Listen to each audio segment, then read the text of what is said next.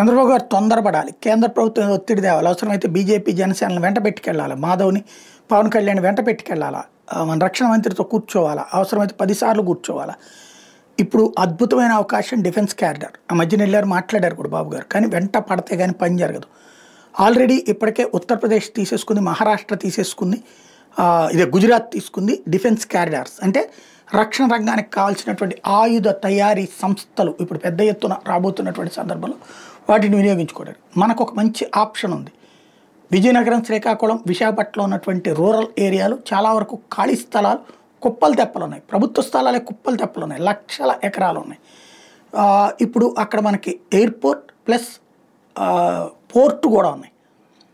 ఆ ప్రాంతంలో పోర్టుకి దగ్గరలో ఉన్నటువంటి ఒక 50-100 కిలోమీటర్ల పరిధిలో కనుక మనం ప్లేస్ చూపెట్టగలిగితే, వాళ్ళకి 50 కిలోమీటర్లు అయితే బెటర్ అనమాట. అక్కడ కనుక మనం ప్లేస్ చూపెట్టగలిగితే డిఫెన్స్ క్యారిడర్కి అంటే వందలాది కంపెనీలు పెట్టుకోవచ్చు. విశాఖపట్నం అనేటప్పటికి వచ్చేస్తారు. ఎందుకంటే అర్బన్ లైఫ్ కూడా ఉంటుంది, మెట్రో లైఫ్ కూడా ఉంటుంది. 50 కిలోమీటర్లు అంటే పెద్ద ఇష్యూ కాదు. ప్లస్ ఆ ప్రాంతంలో భారీ ఎత్తున సంస్థలు పెట్టుకోవచ్చు. పెట్టుకున్నప్పుడు వాళ్ళకి మనకి ఉపాధి, ఇన్వెస్ట్మెంట్స్ ఇవన్నీ నడుస్తాయి. కర్ణాటక వాళ్ళు పోటీ పడుతున్నారు. ఇది అర్జెంట్ గుర్తుపెట్టుకోవాలి. మనకి దక్షిణాదిలో తమిళనాడు అది ఆల్రెడీ గ్రాప్ చేసింది. మనం త్వరపడాల్సిన సందర్భం.